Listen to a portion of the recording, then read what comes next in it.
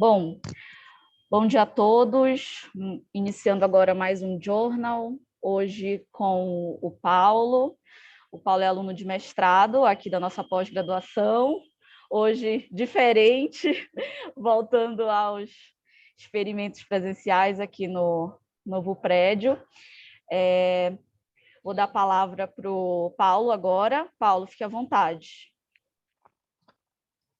Perfeito. Bom, primeiramente, bom dia a todos. Agradeço a presença de vocês. Como a Cássia falou, eu sou aluno de mestrado, né, do programa de pós-graduação do Einstein, sou aluno da Carina Griese. E hoje eu vim trazer um artigo aí para a gente discutir, que embora eu não seja da área de imuno ou de virologia, eu achei bem interessante, o assunto é pertinente, tem circulado muitas, em conversas mais informais, pelo menos comigo,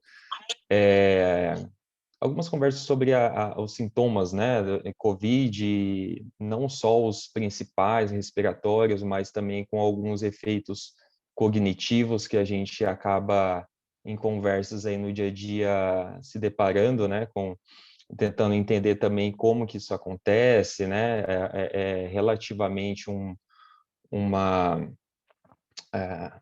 uma pandemia que veio que a gente até hoje não sabe quais são todos os sintomas, né, que podem ir se agravando em relação ao COVID, em relação a novas variantes, enfim. Então, eu achei interessante esse artigo, e eu trouxe, é um artigo com muitos resultados, bastante interessante, e a gente pode estar discutindo um pouco melhor sobre ele, e é basicamente, como o título ele traz que o COVID respiratório, até mesmo os que têm casos leves, né, eles podem causar algumas desregulações em células neurais, e, por consequência, a gente pode estar associando algumas complicações, alguns sinais neurológicos, né, que são alguns dos sintomas que o COVID acaba acarretando. Bom, de forma... Deixa eu ver se está passando. Ok, vocês veem meu mouse, né? Certinho. Sim. Beleza. Bom, de forma geral, né, o COVID, sabemos que ele é o causador, um causador da síndrome respiratória aguda grave, né, que é causada pelo vetor do coronavírus 2. E atualmente, bom, temos esse dado do paper que 500 milhões de casos documentados já de COVID, né, mas no Google hoje, no dia de hoje, já tem uma estimativa de 550 milhões, né? Então, assim, de antemão, eu já digo que esse paper, ele é recente, né, publicado recentemente de 12 de junho de 2022, porém, as coletas de amostras, os experimentos são desde março, julho de 2020, então isso é um dado bem importante a se considerar, né? Foi publicado recentemente, mas com experimentos desde o início da pandemia, onde até mesmo a cepa original do SARS-CoV-2, o Corona 2, ele era a cepa original, né? Hoje já temos variantes, temos vacinas, estamos num outro contexto. Bem, um dos sintomas, além da parte respiratória, como eu estava falando, sobre a parte cognitiva, né? Tem alguns estudos que esse próprio paper ele mostra que indicam que esses sintomas neurológicos acometem até cerca de 1 em cada 4 sobreviventes de COVID, então é uma coisa relativamente frequente de se esperar, né, em vários níveis diferentes, e até mesmo em casos leves, né, quando está na fase aguda do COVID, pode apresentar alguma disfunção cognitiva duradoura, né? Então, já temos o nome, né, que é a síndrome do comprometimento cognitivo associado à COVID, e temos até apelido, né, que é o COVID fog. Uma associação aí ao brain fog, que é traduzindo como se fosse uma névoa mental, mas são sintomas relacionados a confusões mentais, alguns problemas cognitivos associados. Então, assim, eu linkei algumas aqui relacionadas ao COVID fog, que é prejuízo de atenção, concentração, velocidade do processamento de informação, né, memória, função executiva, tem uma maior taxa de ansiedade, depressão, distúrbio, contribui também substancialmente em casos de paramorbidade, em casos de COVID longa, né, de longa duração, e em muitos casos também impede pessoas retornarem ao seu nível anterior de função ocupacional. Então, assim, é uma coisa relativamente grave, né, a se considerar, e indo um pouco mais à frente, ele também mostra que esses pacientes, eles relatam que sinais que se assemelham ao chemofog, né, que é simplesmente a mesma confusão mental, só que isso é relacionado à terapia do câncer. Então, é a síndrome do comprometimento cognitivo relacionado à terapia do câncer, né? Eu, inclusive, fui dar uma pesquisada melhor sobre essa questão e não é de um câncer específico, é mais relacionado a alguns quimioterápicos que acabam tendo esses efeitos colaterais, esses sintomas, né? E uma das coisas principais que acontece nesse chamado chemofog é a neuroinflamação, né? Sem contar com outros sinais, como, por exemplo, inibição de neurogênese hipocampal, né? Tem também, os pacientes, eles relatam, né, sintomas cognitivos em relação à performance cognitiva também. Então, o COVID fog e o chemo fog, eles têm certos os pacientes relatam, né, certas, quando os pacientes relatam os seus sinais, é algo associado aí, né? Então, visto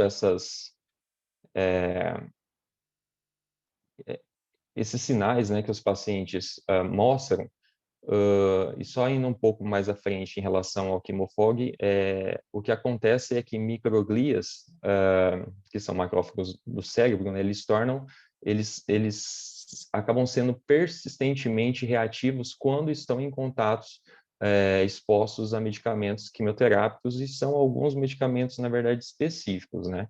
E subgrupos de microglias específicas também que acabam tendo essa alta reatividade, né, e persistente, né? E como consequência, né, dessas microglias reativas, elas acabam prejudicando tanto a plasticidade celular, né, e as questões também da mecanismos de homeostase, plasticidade celular, até mesmo geração de oligodendrócitos, né? E isso também acaba contribuindo para uma desregulação na parte das bainhas de mielina, e também provoca um certo comprometimento com a relação de neurogênese hipocampal, né? E em relação à própria microglia, nós temos aí ela sendo uma célula liberadora, né, de citocinas, e os altos níveis de citocinas circulantes, eles também podem limitar, né, a neurogênese e contribuir para o comprometimento cognitivo, né? E aí ele traz que o COVID, mesmo leve, ele pode resultar em uma resposta neuroinflamatória prejudicial, né, e incluindo esse fenômeno, né, da alta reatividade, persistente reatividade das microglias, em especial na substância branca, né? Bom, dado esses achados, né, esses dados encontrados e já sabidos, a hipótese que eles levantaram no estudo é que, então, a resposta inflamatória, mesmo em casos leves de COVID, ele pode estar induzindo uma elevação, né, nas citocinas neurotóxicas, um padrão de reatividade microglial da substância branca e, consequentemente, uma desregulação de oligodendrócitos, formadores de mielina, e células precursoras neurais, isso mais restritamente no hipocampo, a gente vai ver. Bom, no primeiro momento, eu até estava tentando entender como que foi os critérios de seleção de animais, enfim, deles. Eu até vi que eles usaram tanto o modelo animal quanto tem também o modelo em humanos, né? E eles usaram, a princípio, camundongos fêmeas, e eles usaram duas cepas, né? Em em todos os experimentos, com exceção em um experimento de reatividade de citocinas da microglia, eles usaram o modelo CD1 de camundongo, né? Mas eu também vou falar à frente o experimento de reatividade das citocinas, que tem o experimento em duas cepas. Bom, e eles utilizaram o modelo de animais, os camundongos fêmea, e eu fiquei, até conversei com o Gui sobre isso, eu falei que eu não estava entendendo também o porquê do critério.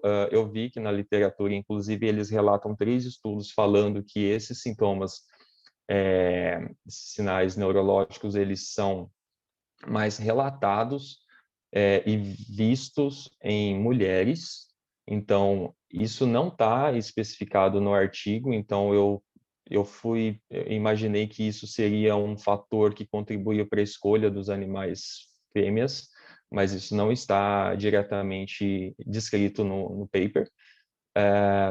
Porém, eu vou mostrar um dado que eles também fizeram, que eles mostraram aqui, que eles acabaram usando em um experimento alguns camundongos machos, e aí a gente vai ver que tem uma reatividade maior de citocinas em machos em relação a fêmeas, e é muito interessante, porque mesmo que mulheres relatem mais esses sinais e sintomas, existe dados de que isso está acontecendo também, né, em homens, e mais à frente eu vou falando, tá?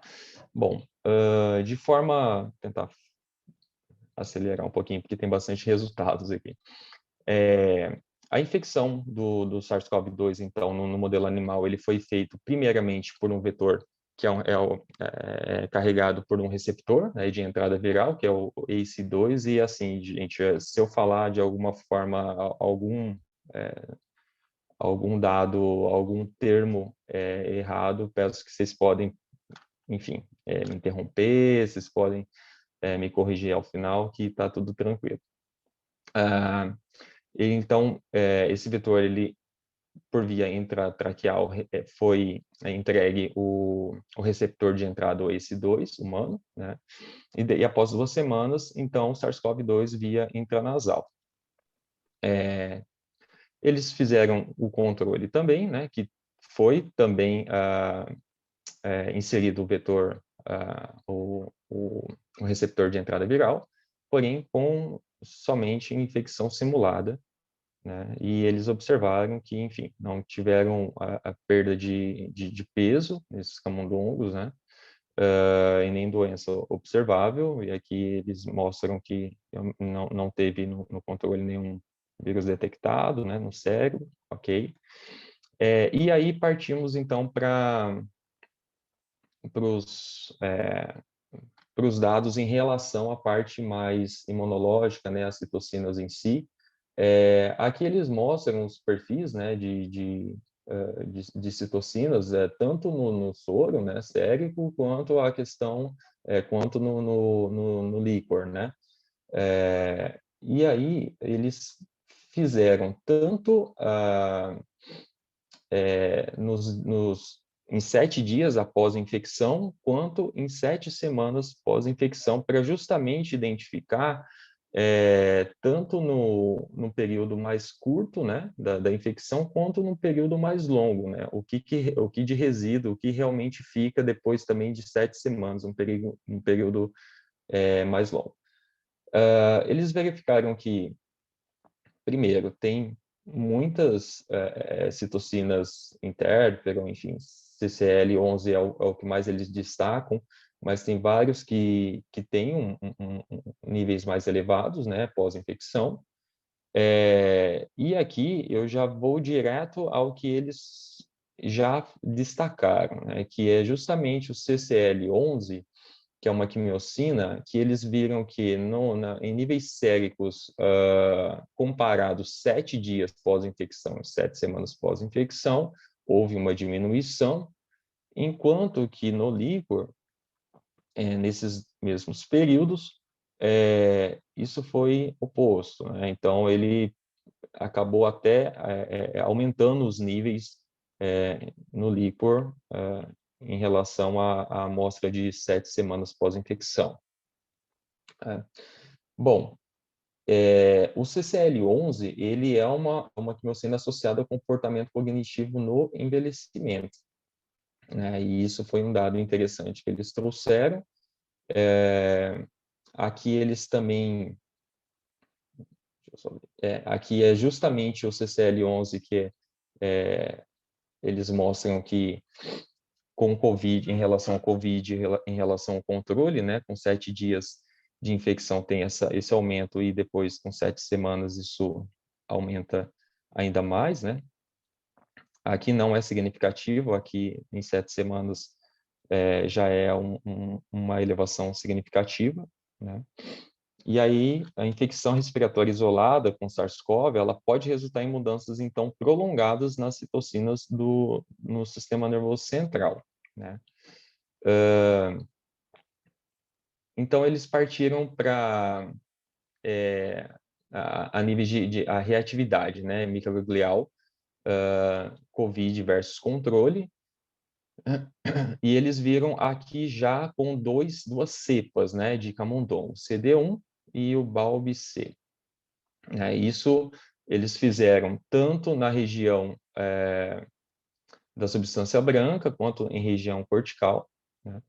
E eles viram que, de forma geral, houve uma maior reatividade microglial na substância branca, né? E eles usaram como os marcadores IBA1 e CD68, e eles viram que a reatividade microglial ela não foi observada igualmente na substância cinzenta, né, cortical. Então, foi algo mais específico em relação à substância branca, né? Porém, eles perceberam, viram também que o número total de microglia permaneceu praticamente inalterado, né? Seguindo também com o experimento em humanos, eu até listei alguns dados importantes desses pacientes que eu acho que é interessante de se destacar, né? Que primeiro que eles tiveram 7 homens, 2 mulheres nessa faixa etária. Todos os experimentos em humanos, né, mais relacionado aos adultos, né? E eles foram, né, diagnosticados por PCR, com SARS-CoV-2, isso em meados aí de 2020, né? E onde, como eu havia dito, a cepa original era simplesmente o SARS-CoV-2, né? Não tinha a vacina sendo distribuída ainda, né? É um outro contexto. E esse grupo de pacientes também que eles usaram, eles não são de casos leves, né? Houve 5 mortes súbitas nessa coorte de 9 pacientes. E em relação a mortes após dias ou semanas que se iniciou o início sintomático, foram 4 pacientes, né? Bom, esses indivíduos eles não morreram durante a internação ou não apresentaram nenhuma doença pulmonar fulminante, né? Inclusive, dos pacientes aqui, 2 apenas, se eu não me engano, 2 apenas precisaram ser internados, né? Hospitalizados. Bom, em relação a esses pacientes, eles viram também que isso se refletiu também conforme o modelo animal, né? Então, assim, de forma geral, humanos também com Covid, também há um aumento da reatividade microglial na substância branca subcortical, né? E aí, para entender um pouco melhor a respeito dessas microglias em si, eles foram caracterizar melhor, né? Então, assim, por perfil transcriptômico single cell dessas microglias, eles verificaram que se clusterizaram 5 tipos de microglias, né? Então, tanto a maioria dessas microglias são o cluster que eles chamaram de homeostáticos, porém também tem outras muito interessantes de se observar, inclusive uma que eles denominaram de quimiocina, que são as microglias que têm um enriquecimento, né? Apresentam enriquecimento de quimiocinas. Em relação, a gente vê aqui, na verdade, é só refletindo o que tem nessa imagem, né? Que a maior parte dessas microglias são o que eles chamam de homeostáticos, mas também tem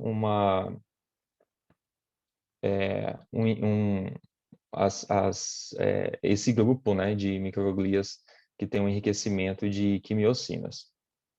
E no COVID a gente percebe em relação ao controle que está mais tem maior presença, né, desse subgrupo de microglias.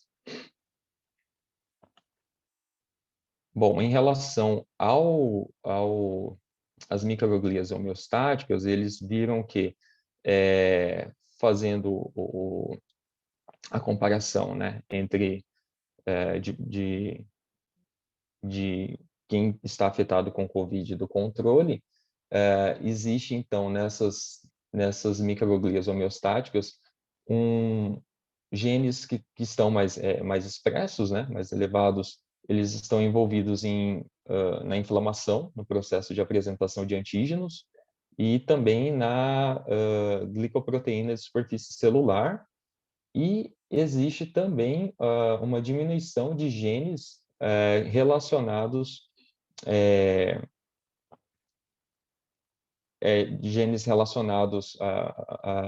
o TREM2 e SAL3, e eles destacam, né, o ADRB1, que também é um gene que é regulado negativamente em microglia acumuladora de gotículas de lipídios, que é vista principalmente no envelhecimento, que está relacionado ao envelhecimento da substância branca.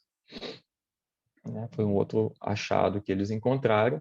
Aqui eles também, indo um pouco mais a fundo, eles fizeram um estudo de overlap de DAGs, né, de genes diferencialmente expressos. Então, aqui eles colocam, por exemplo, que as microglias enriquecidas de citocinas, que estão aqui em laranja, e as enriquecidas relacionadas às microglias mais enriquecidas com homeostáticas, né, subgrupo de homeostático, eles fazem uma análise de sobreposição com relação a outras doenças para entender melhor como se dá, né, essa síndrome em si relacionada à cognição com outras doenças, né? Então, de forma geral, eles veem que aqui acaba sendo um pouco mais resumido esse gráfico, né? Tanto as microglias enriquecidas de quimiocinas, como as homeostáticas, elas acabam tendo maior sobreposições de genes diferencialmente expressos, com essas DEGs relacionadas às doenças que aqui estão como siglas, mas são a DAN, no caso, seria a doença associada, microglia associada à doença de Alzheimer, né? E a UAN, ela é observada no envelhecimento e ela é relacionada a microglias associadas à substância branca. Então, esse foi o dado que eles encontraram em relação ao perfil dessas subgrupo de microglias em relação aos genes diferencialmente expressos encontrados em outras patologias. E também viu que, apesar de ter essa porcentagem de sobreposições, as microglias elas exibem alterações transcricionais heterogêneas após a COVID leve. Então, mesmo que exista essas sobreposições, elas não são totais, né? O perfil das DEGs, né, encontradas nesse subgrupo de microglias, eles têm sobreposições, mas mesmo assim eles são heterogêneos em relação às outras patologias. Bem, Paulo, sim. o que é DEG? DEGs são genes diferencialmente expressos. Então, quando você faz uma comparação, por exemplo, aqui no caso COVID ou não COVID, você vai ver o que são genes diferencialmente expressos, né? Basicamente, essa é a sigla, mas quer dizer genes É a diferencialmente expressos. comparação, então. É isso. Comparar um gene na COVID e um gene em uma outra doença, isso é DEG. É tipo, vou comparar um com o outro. É relativo, né? Então, se faz comparações entre grupos e você vai ver em cada grupo como que tais genes eles são expressos, né? Então, aqui no caso, eles fazem, as DEGs são relacionadas a isso, a grupos que foram infectados com o COVID e grupos controle. E aí você vê quais são os genes diferencialmente expressos nesses grupos. Entendi. Obrigada. Por nada. Bom, uma outra análise, né, que eles acabaram fazendo e verificando algumas coisas interessantes em relação ao COVID leve prejudicar a neurogênese hipocampal, né? Então, aqui no caso com camundongos, após COVID leve, né? E eles viram que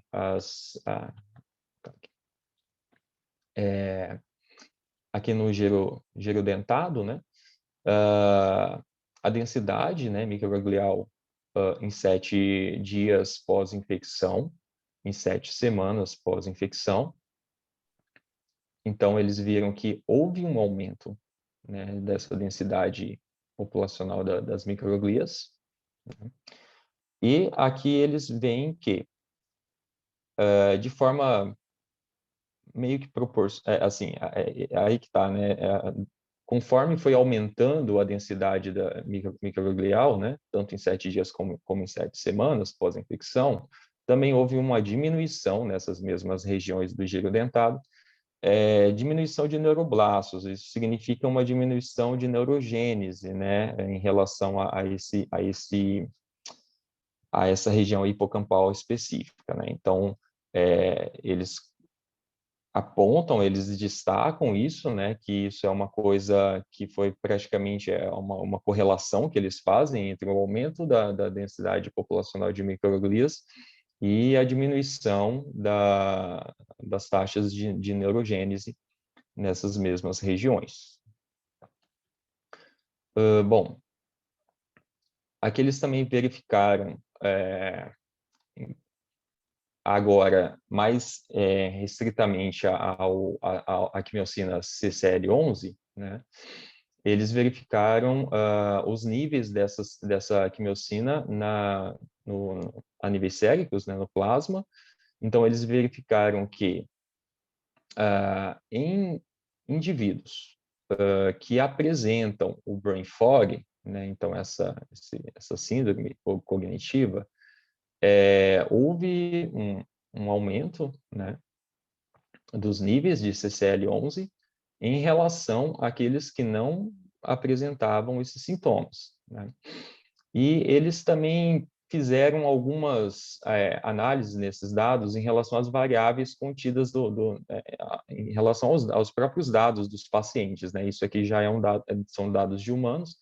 Então, o que eles verificaram que eu até eles colocaram como material suplementar, mas eu acho muito interessante a gente ver, né, esses dados. Que em relação a pessoas que têm um histórico de doença autoimune, também há um aumento, né, do CCL11 em pacientes que relatam esse histórico de doenças autoimunes, né? E isso em relação às pessoas que apresentam o brain fog, ok? E também relacionado a pessoas que apresentam brain fog, eles verificaram que a concentração, né, de CCL11 acaba sendo maior em homens. E esse é o dado que eu chamo a atenção, porque eles tiveram uma seleção de escolha mais voltada para camundongos fêmeas, né? Inclusive na literatura se mostra que essa síndrome cognitiva é muito mais relatada por mulheres, porém a gente percebe que, pelo menos no grupo amostral aqui que eles verificaram, existe uma maior concentração de CCL11 em homens do que em mulheres.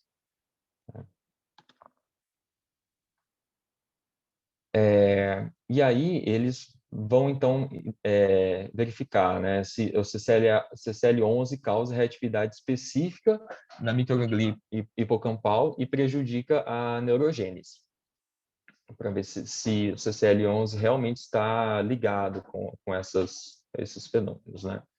Então, eles fazem modelo animal em dias diferentes, né, dosagens, administração de CCL11, e eles percebem que nessa administração sistêmica, eles têm uma maior reatividade microglial na substância branca do hipocampo e tem uma menor neurogênese hipocampal. Então, assim, isso é para se mostrar que o CCL11 está relacionado com esse efeito microglial, né, com essa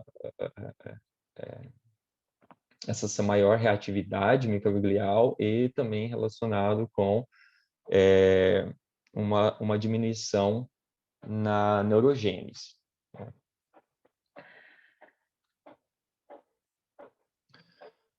Bom,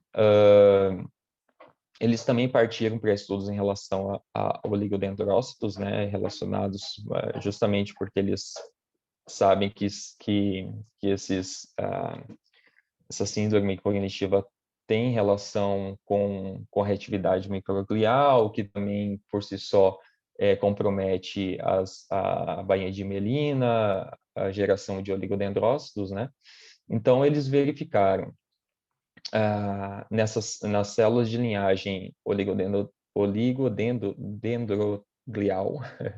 na substância branca cortical, que há uma manutenção de células progenitoras de oligodendrócitos, tanto em 7 dias pós-infecção, que há essa manutenção, porém, uma diminuição de cerca de 10% depois de 7 semanas pós-infecção, né?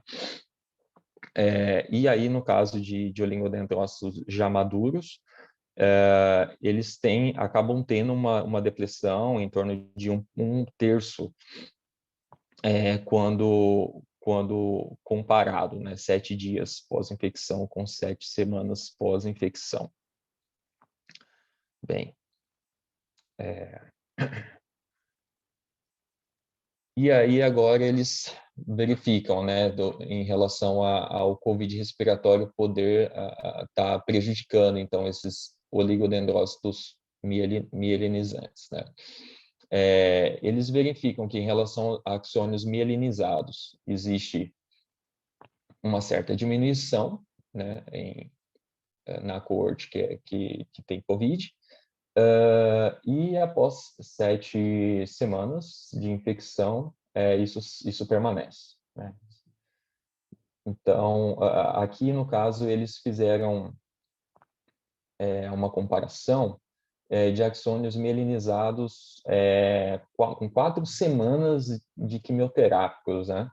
Eles verificam que existe esse efeito também de diminuição desses axônios mielinizados, aqui, no caso, com 6 meses, né? E eles falam que essa diminuição persistente, né, de mielina em projeções subcorticais pode prejudicar, então, a função do circuito neural, aumentando as inúmeras consequências neurobiológicas deletérias da infecção do SARS-CoV-2. Então, eles chamam atenção para esse ponto também, né? Então, eles verificaram e também tem essa correlação com pacientes, né? Lembrando, voltando só aqui, que eles fizeram esse comparativo, né, com axônios mielinizados de pacientes quimioterápicos, justamente porque eles viram que o brain fog, ou o COVID fog, ele tem certos overlaps, né, com os relatos de pessoas que apresentam o chemo fog, né? Bem, um outro dado também que eles, assim, uma outra análise, né, que eles se preocuparam em fazer, é uma comparação com infecção respiratória por influenza, gripe, né, H1N1, e eles verificaram que, assim, há algumas semelhanças em relação aos níveis, né, de citocinas, quimiocinas, identificados em 7 dias ou 7 semanas pós-infecção, no grupo COVID leve e no grupo influenza. Há algumas semelhanças, eu destaco até, por exemplo, o interferon gama, que ele tem uma diminuição, ele não é tão persistente, né? E também no influenza, ele também acaba não sendo persistente, essa elevação de interferon, fica mais restrito a 7 dias pós-infecção. Mas, de forma geral, eles são diferentes, né? Então, até se destaca o CCL11, que tem essa semelhança, né? Que ele permanece persistente em ambos ambos as infecções, né, virais, mas eles têm alguns padrões diferentes, né? COVID e influenza. Bem, aqui tem a comparação, então, né, em relação ao influenza, eles viram, cadê? Microglial em 7 dias, microglial em 7 dias, tanto na substância branca quanto no giro dentado existe um aumento, né, microglial, e em 7 semanas, isso já não se sustenta na substância branca, né?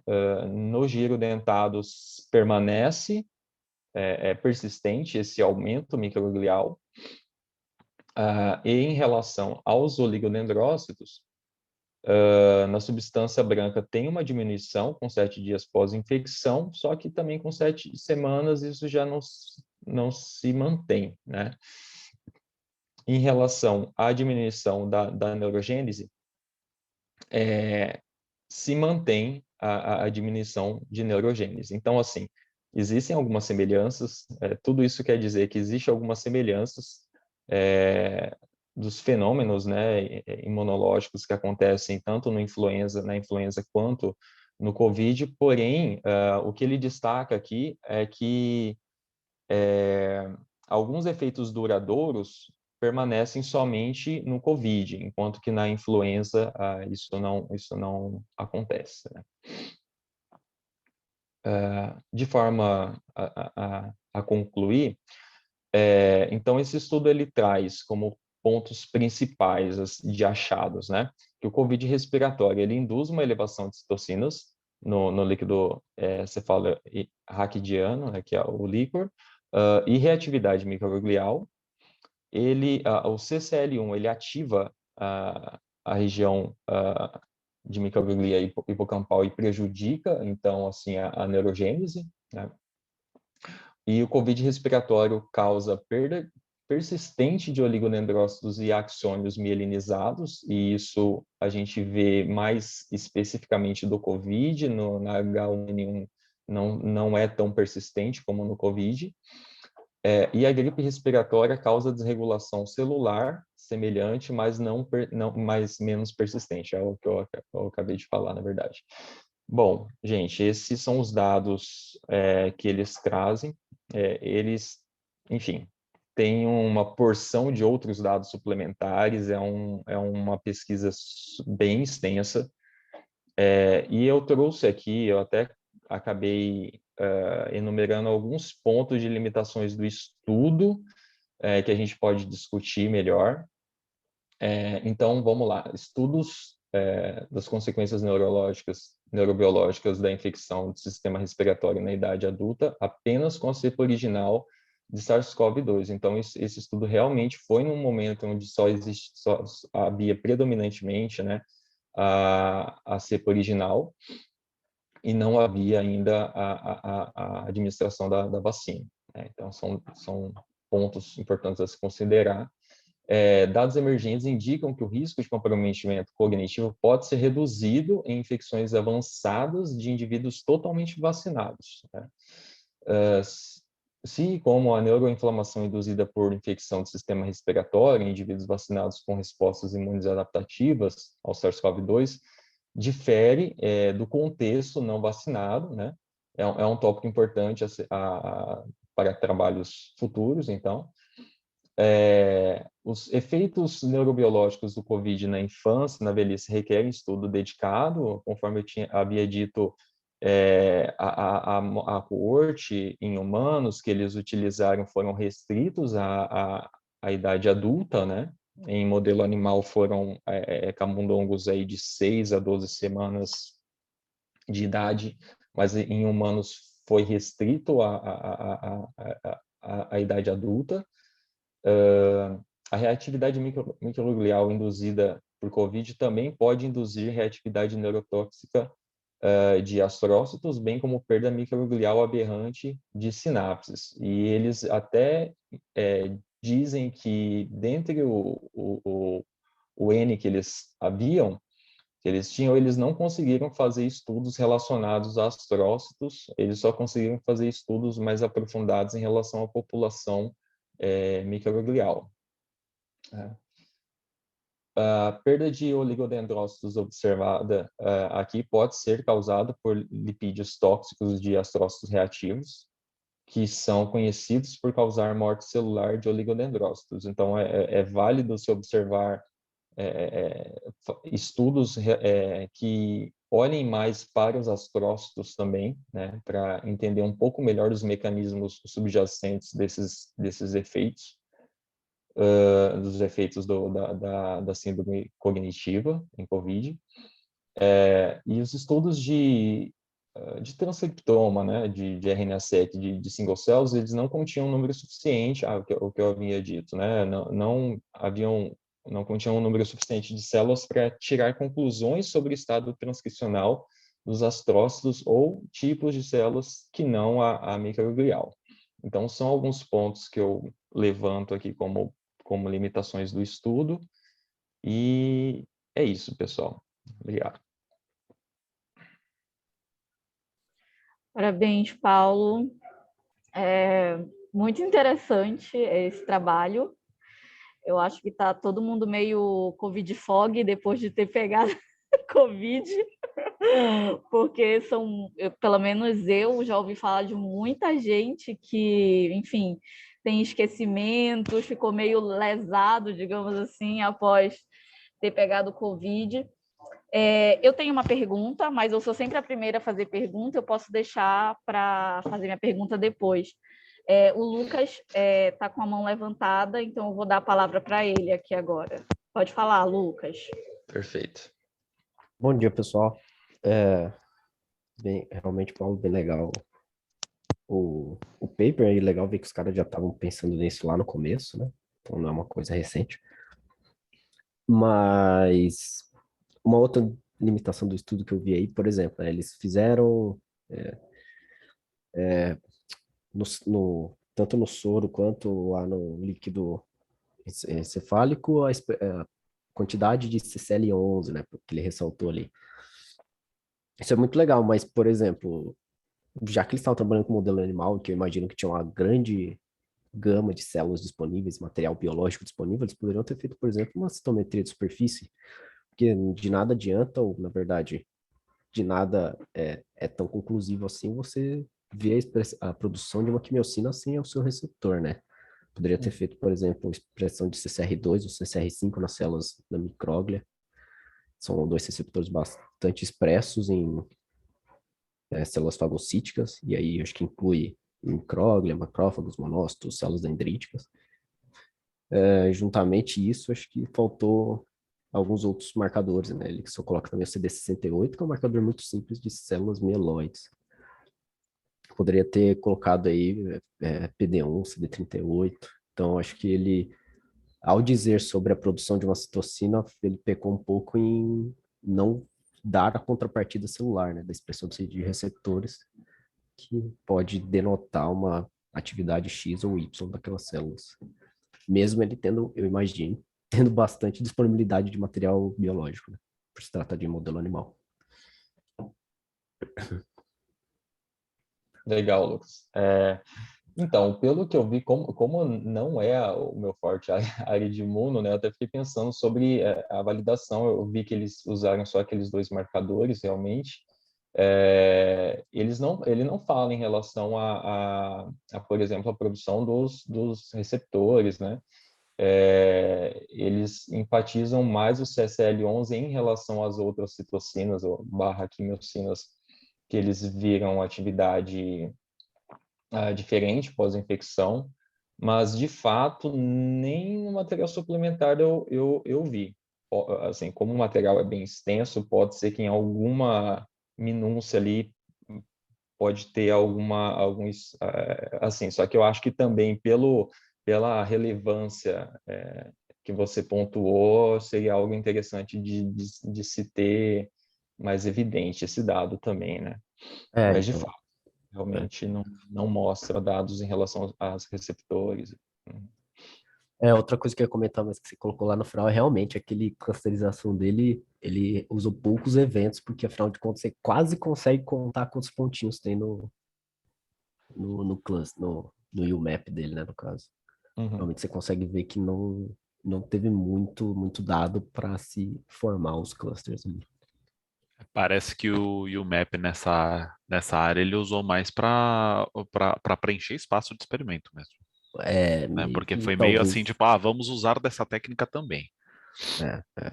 talvez conseguir um impacto maior ali, mas É, realmente você vê que não existe uma formação de uma coisinha bem homogênea, aquela massa de cluster, né? Você vê que você consegue distinguir os pontinhos a olho nu, vai, digamos assim. deixa a desejar, né? Mas era isso. Valeu, boa. A minha pergunta está relacionada à persistência, né? Eu não sei se eu perdi alguma parte, mas fala muito dessa persistência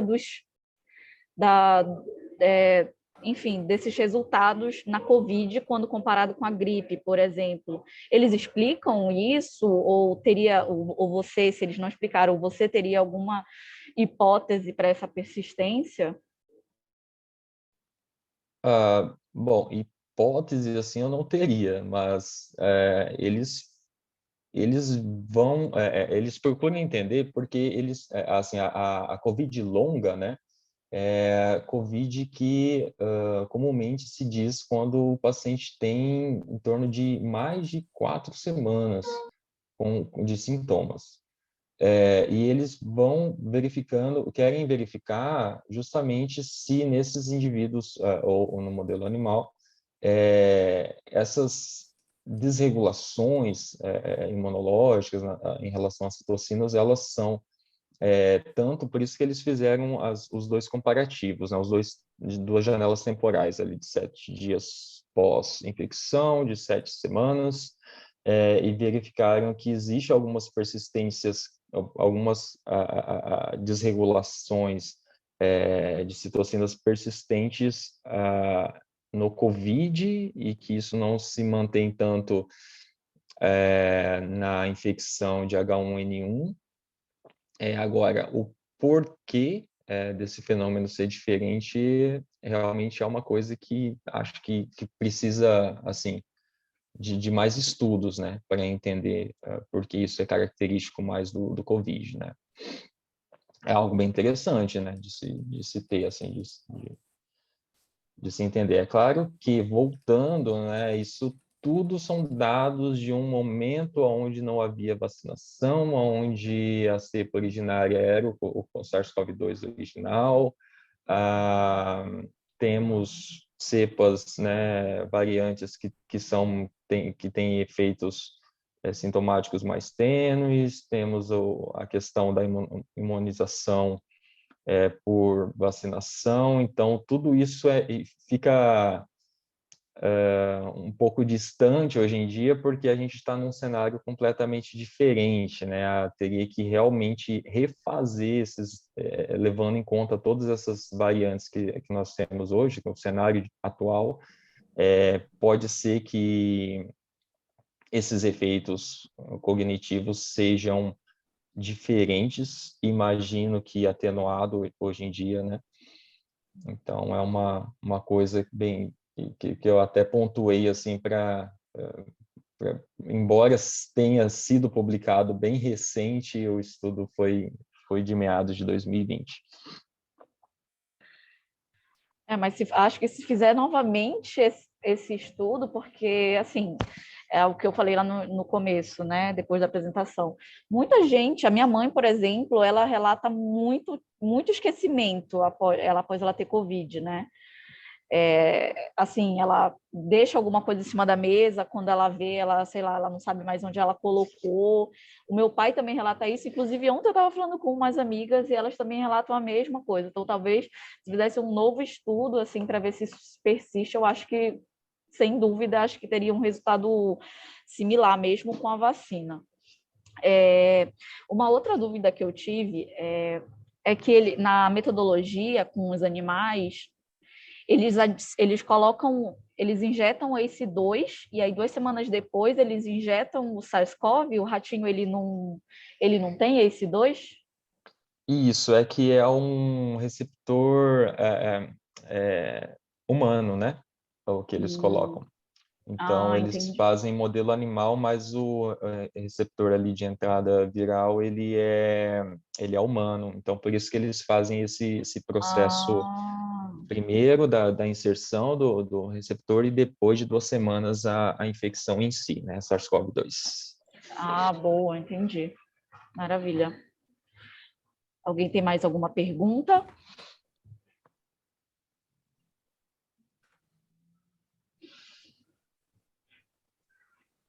Acho que não. Bem, acho que eu vou finalizando, então, por aqui nossa reunião. No dia 19/7, estaremos aqui com a Vitória Tomás.